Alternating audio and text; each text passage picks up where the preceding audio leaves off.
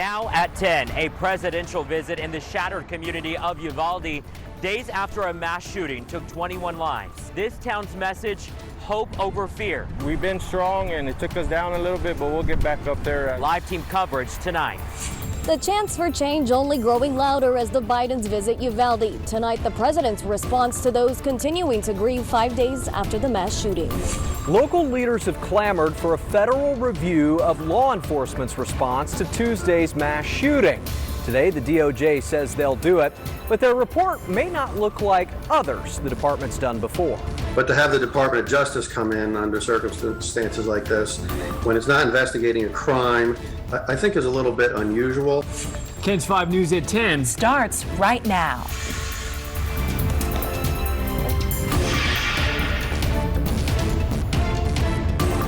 And good evening and thank you for joining us. I'm Phil Anaya. And I'm Alicia Nieves. President Biden touching down in Delaware late tonight after spending the day grieving with the Uvalde community. The president and first lady flew out of San Antonio about 3 hours ago. Earlier, they met with the families of the 19 children and 2 teachers killed inside Robb Elementary. Tonight, we've learned the feds are stepping in to review how law enforcement responded to that shooting. That's amid outrage about why police waited so long to go in and stop the shooter. Also new tonight, we're hearing from the family of a little girl who survived the shooting, how she got out alive. We're bringing you live team coverage of all the new developments we're tracking right now, but we want to start with Henry Ramos. He anchors our coverage live from Uvalde. And Henry, needless to say, it's been a very emotional day with the president's visit. Yeah, it certainly has. Good evening to you, Phil and Alicia. And I think it is fair to say it's just so many different rush of emotions. You do have the president, the first lady. Here we're hearing now the DOJ is involved, looking at the response from law enforcement. We also have to keep in mind we're talking about families here that are now preparing to bury their loved ones. But I do want to start, though, with the president's visit. Let's bring in my colleague, KENS 5 reporter Sarah Duran, live at Kelly Field. That is where Air Force One departed, I would say about 3 hours ago. And Sarah, as we've seen, it certainly was an eventful day for the Bidens. Good evening, Henry. You're absolutely right. It was a very busy day for the Bidens. We did see them depart here from Kelly Field earlier this evening. Now, the Bidens spent most of their day in Uvalde, a community full of grief and cries for change.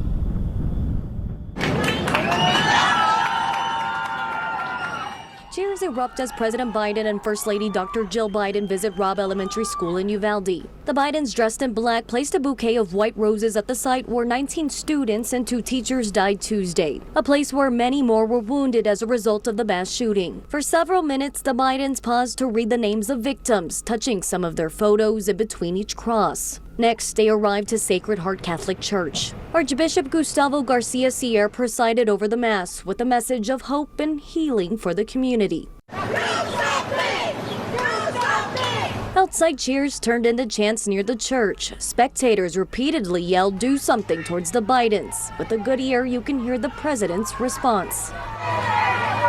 "We will," he said before heading off to visit with survivors. During the afternoon, the Bidens also met with family members of the shooting victims. It's unclear how many the president and first lady met with, but we do know the visit was within a span of 3 hours. Their last stop was at Garner Field in Uvalde, where they met with first responders before boarding Marine One. Then it was off to San Antonio's Kelly Field. The Bidens waved goodbye and departed home just after 6:45. Now, during their trip, the Bidens did not make any official statements, but on Twitter, the president wrote in part they are committed to turning this pain into action. Live from Kelly Field in San Antonio, Sarah Duran, KENS 5. Thanks so much, Sarah, for that report. And I think that was such a profound moment there, as Sarah had in her story, a community saying, do something, do something. The president saying, we will. As the president and the first lady were making their rounds around community, people, as you can see, even at this hour, after 10 o'clock, lining up here to pay their respects and show their love. Their names are everywhere. This town doesn't want you to forget.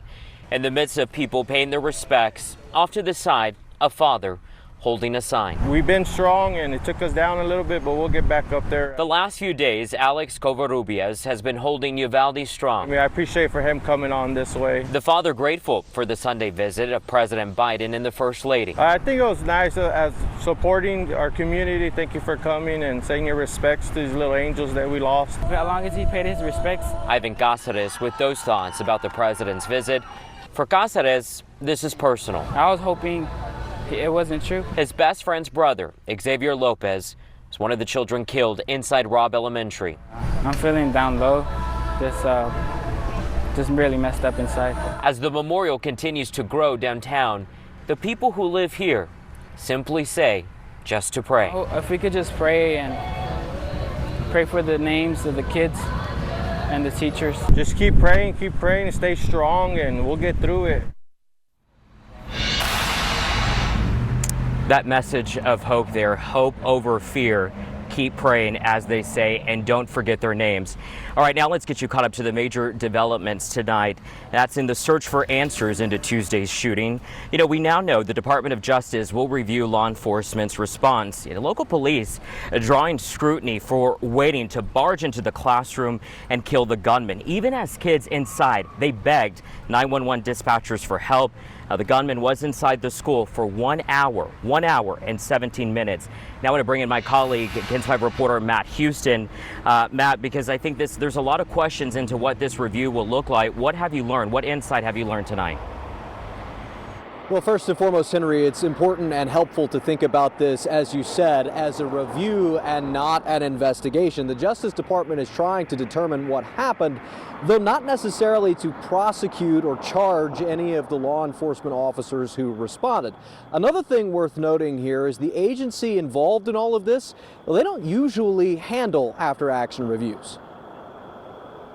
Uvalde Mayor Don McLaughlin asked the feds for this review. He'd expressed frustration law enforcement couldn't get its story straight last week. Once we know what took place, what went down, we'll get to the bottom of it and see. I've been just as confused as you are. Today, the DOJ says it'll provide an independent account of law enforcement's response in a special report.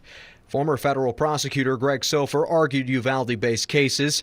He says he doesn't think the feds intend to charge anyone with a crime here. If you were looking to do that, the last thing you would do is send in another team to start looking at exactly the same ground. It would only complicate things and make it more and more difficult for the prosecutors and investigators. It appears for now the DOJ wants to identify lessons learned, which could help shape future policy. Instead of using the FBI for this review, the DOJ will send the Office of Community Policing Services. That's COPS for short. Obviously, the way that you develop policy many times is by learning about the mistakes in the past. Sofer says COPS would be just the office for that, since their primary purpose is to help law enforcement be better. Mostly, COPS administers grants and helps write playbooks for scenarios like this one.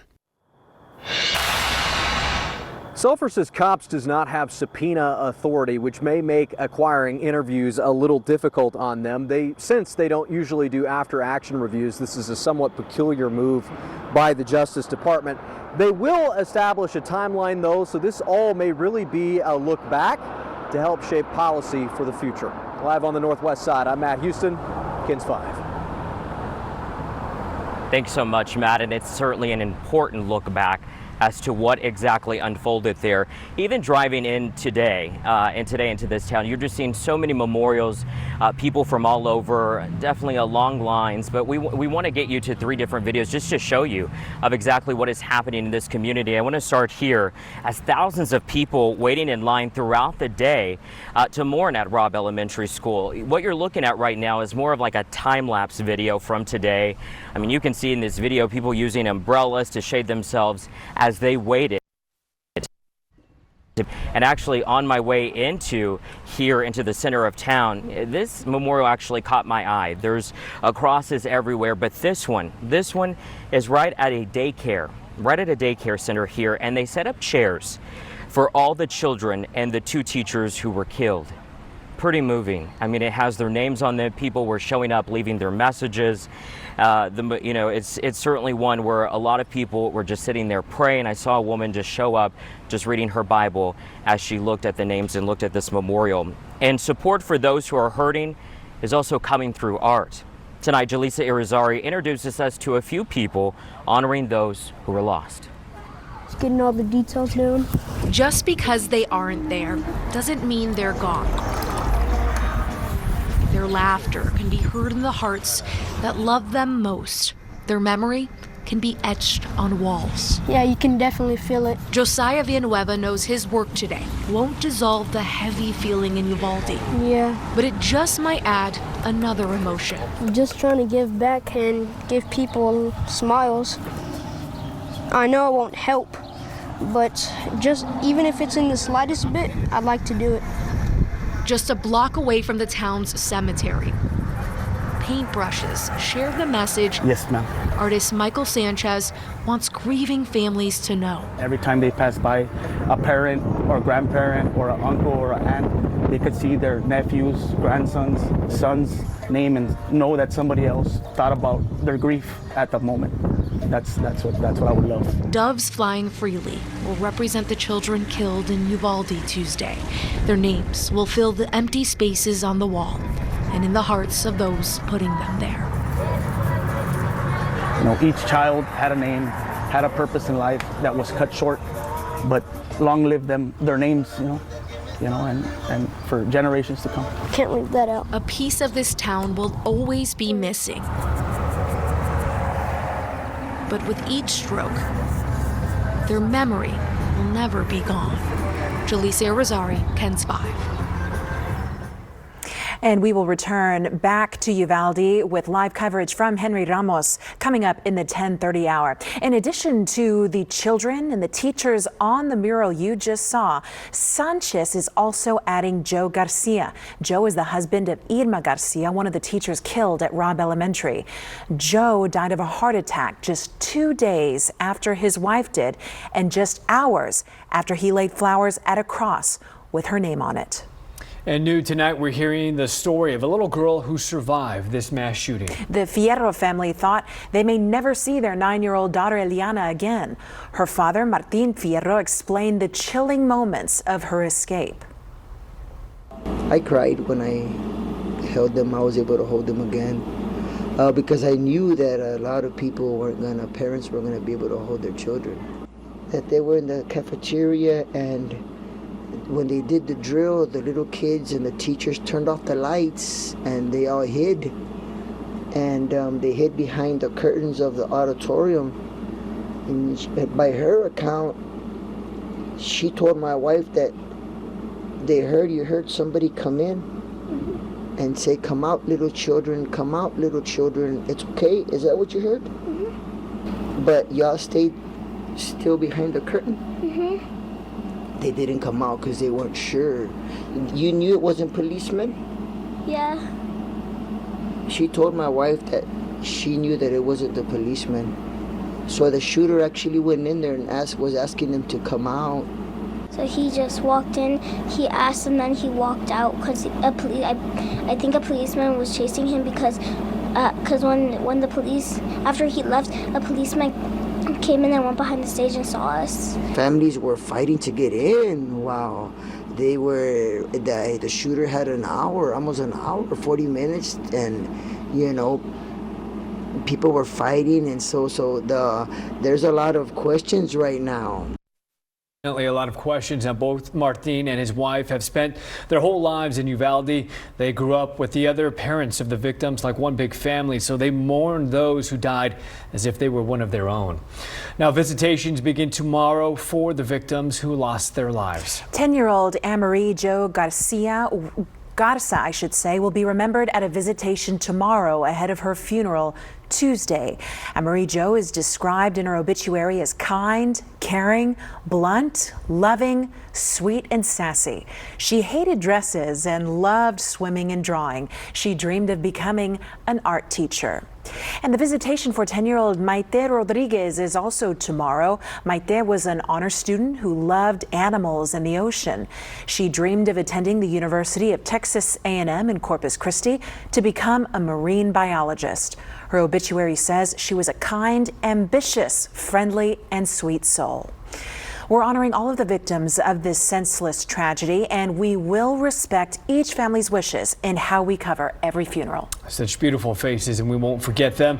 Tonight, memorials are continuing to grow across Uvalde as the community grieves the 21 people killed in this deadly shooting. More flowers, more balloons, and teddy bears left near the school and around the town square.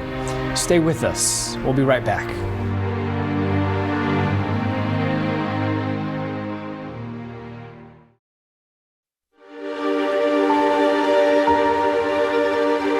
For all the children, the family, the parents, we pray for all the officers out here right now in the name of Jesus. Have your way here today. You don't come here to spectate, but we come here to... A powerful moment today as an impromptu prayer broke out at the Groyan Memorial for the 21 lives lost Tuesday as hundreds of people paid their respects to the entire community. Now, we do have an update tonight on those still recovering at the hospital after surviving the mass shooting. University Health is still treating 3 patients. A 66-year-old woman is now in fair condition. A 10-year-old girl is in serious condition, and a 9-year-old girl is in good condition.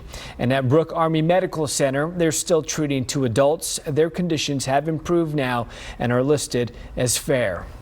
Governor Greg Abbott greeted President Biden as he arrived in Uvalde today. Politics aside, the 2 men came to pay their respects and comfort this grieving community. But Governor Greg Abbott is facing pressure to call an emergency special session to pass new gun safety laws following the tragedy. So tonight we want to break down what that actually means. First, the Texas Senate Democratic Caucus is calling for the special session. Here's what they're pushing for. Gun buyers should be at least 21 years old, and universal background checks should be required. They also want red flag laws to remove guns from someone who's in immediate danger to themselves or others. They're calling for a cooling off period for buying a gun, plus regulations for high-capacity magazines. Now, without a special session, lawmakers will not return to Austin until next year. The 88th Texas legislature is scheduled to start in January of 2023. Texas lawmakers only meet regularly once every 2 years. However, special sessions are not uncommon. In fact, last year, the state had 3. The main focus then was on election reform. Within the last decade, there were also special sessions in 2017 and 2013. Now, Texas State Senator Roland Gutierrez, who represents District 19, has been one of the loudest voices calling for a special session.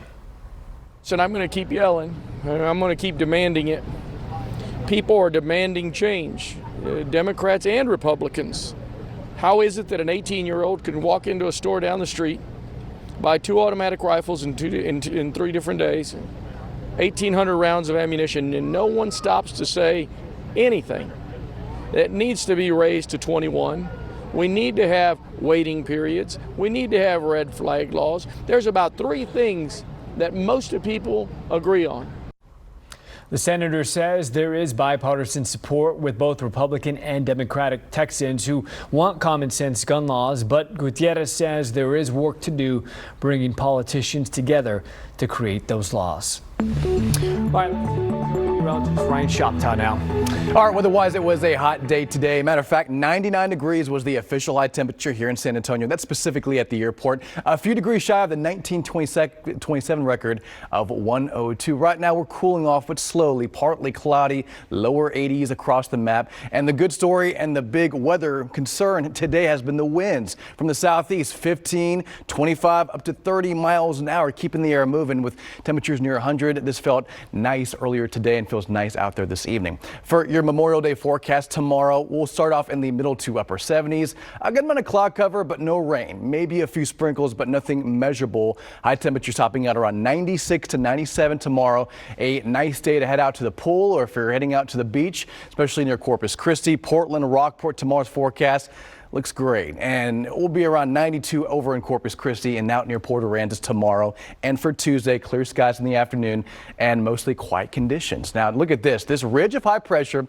is the reason why it's been so hot the last few weeks. Now it's finally starting to break down, but look at this. By Tuesday and Wednesday, it strengthens once again. It moves right overhead, meaning heat is going to be the big story for the next 7 days as it moves over Mexico, over Texas, and temperatures are going to continue to climb into the 90s. and near 100 degrees for the foreseeable future, unfortunately.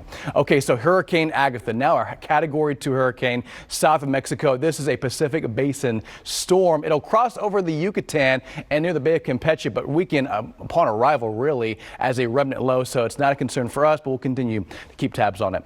All right, 7-day forecast, 96 for your holiday, 97 on Tuesday, partly cloudy to mostly sunny. Morning's not too bad in the middle to lower 70s by midweek. Otherwise, no significant rain chances in sight. Very hot, especially through Tuesday. Drink plenty of water, find shade, and take breaks when you can. Otherwise, a very hot pattern in place for San Antonio for the next 7 to 10 days for most of South Texas. Keep it here on Ken's 5. We'll be right back.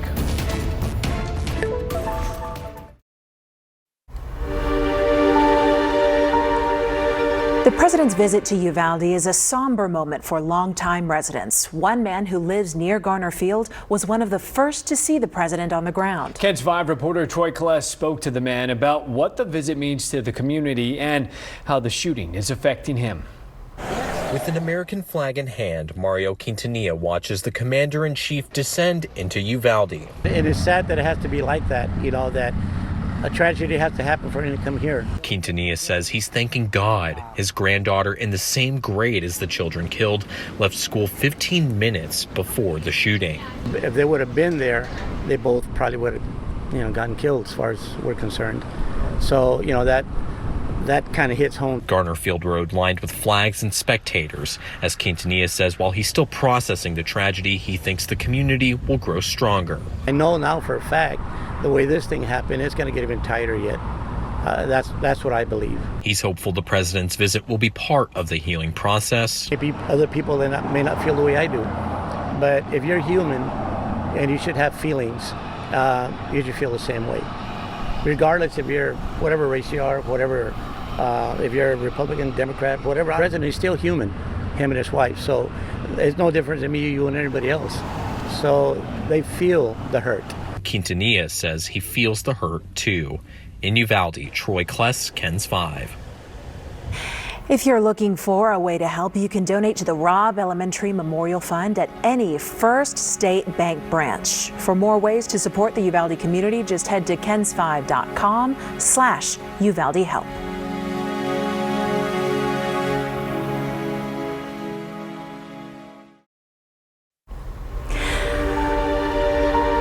Another show of support from our community. Tonight, the San Antonio Zoo parking garage is lit up in maroon, the school colors for the Uvalde School District.